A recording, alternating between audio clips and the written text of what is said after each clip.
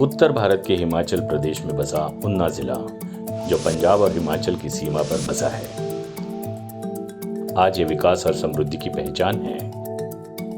इस क्षेत्र का पालन पोषण यहाँ बहने वाली स्वां नदी पर निर्भर है। आज उन्ना के लिए वरदान बनी स्वां नदी कभी उन्ना के लिए अभिशाप मानी जाती थी।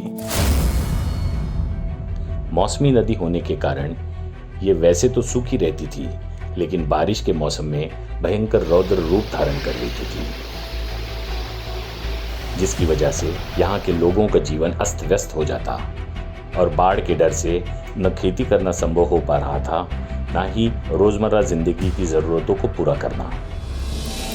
उन्ना जिले के इस कठिनाई भरे हालत को देखते हुए स्वां नदी के तटबंदी का काम सन 2000 में शुरू हुआ। इस नदी की लंबाई 85 किलोमीटर है, जिसमें से 65 किलोमीटर का भाग हिमाचल प्रदेश में है और 20 किलोमीटर पंजाब में। हिमाचल प्रदेश के 65 किलोमीटर में फैली स्वां नदी की तटबंदी करने के बावजूद भी 55 ट्रिब्यूटरीज में आने वाली बाढ़ को रोकना बहुत बड़ी चुनौती थी। जैसे जैसे ये काम बढ़ता गया, उन्ना जिले के लोगों का डर कम होता गया, विकास की उम्मीदें बढ़ती गई और लोग अब निश्चिंत होकर खेती और अन्य व्यवसाय पर ध्यान देने लगे। पहले जो जमीन बाढ़ के कारण बेकार पड़ी रहती थी, वो अब उपजाऊ हो गई थी। मुख्य नदी की तटबंदी की लंबाई 58.39 किलोमीटर है और चौड़ाई 355 से 755 मीटर है। इसकी ऊंचाई 1.5 से 5.5 मीटर है और उसमें 5300 क्यूमेक्स बाढ़ का पानी छोड़ने की क्षमता है। डिपार्टमेंट को हर वर्ष बरसात के समय में कुछ ना कुछ टेम्परेरी स्ट्रक्चर बनाने पड़ते थे, वो अगली बरसात में बह जाते थे, परमानेंट स्ट्रक्चर नहीं थे। तो जब से हमने परमानेंट स्ट्रक्चर बना के एमेंडमेंट बनाया, तो डिपार्टमेंट को भी फ़ायदा हुआ और किसानों को बहुत ज़्यादा फ़ायदा हुआ। 922 करोड़ की लागत से बनी स्वां नदी की तटबंदी से 5445 हेक्टेयर जमीन का संरक्षण किया है, जिसमें 233 गांवों को लाभ मिला है। स्वां नदी की तटबंदी के बाद यहाँ काफी बदलाव आए हैं और ये क्षेत्र आर्थिक उन्नति की ओर बढ़ने लगा है। 3 फसल इस बांध की वजह से हम ले रहे हैं यहाँ पे। अगर ये बांध ना होता तो वही ट्रेडिशनल जैसे चल रहा था वैसे ही चलना था। मैं लगभग 1 किलो आलू लगाता था, अब मैं 20-25 किलो आलू लगा रहा हूँ।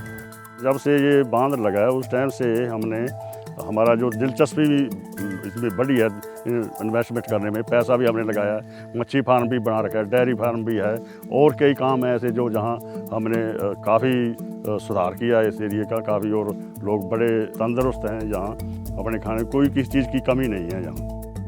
इस क्षेत्र में हो रहे विकास और बदलाव की वजह से जो सुविधा उपलब्ध हुई है, उससे यहाँ के लोगों के लिए नए उद्योग के अवसर निर्माण हो रहे हैं। आज यहाँ बड़ी बड़ी इंडस्ट्रीज बन गई हैं और ये सब नदी से रिक्लेम्ड जमीन पर हुआ है। जहाँ हम खड़े हैं, एक ज़माने में यहाँ से फ्लो करती थी रिवर, तो चैनलाइज करने से क्या हुआ कि ये जो डर था कि पानी यहाँ पे आएगा वो ख़त्म हो गया। बाकी नेचर ने पहले से ही पॉन्ड्स बना दिए थे, तो इनिशियली मेरे लो कॉस्ट में मेरे पॉन्ड्स भी तैयार हो गए। यहाँ पे वाटर टेबल बहुत हाई है, पानी की भी समस्या नहीं है, क्योंकि मछली पालनी है आपने तो सबसे पहला काम तो पानी चाहिए, रेगुलर फार्मिंग के लिए भी और ये फिशरीज, इसके लिए तो बहुत बढ़िया ये काम हो गया। मुझे NFDB national fisheries development board की तरफ से अवार्ड मिला है। यहाँ लोगों ने बड़े बड़े फार्म हाउस बना लिए, अपने अपने घर बना लिए, अपने में ट्यूबवेल लगा लिए। पहले 2-3 घर थे यहाँ पे, अब तो यहाँ 50 घर बन गए, एक मोहल्ला बन गया पूरा। स्वां नदी की तटबंदी का ये काम देश के बाकी बाढ़ग्रस्त क्षेत्र के लिए एक मिसाल बन चुका है और आज उन्ना की स्वां नदी एक अभिशाप से वरदान बन गई है।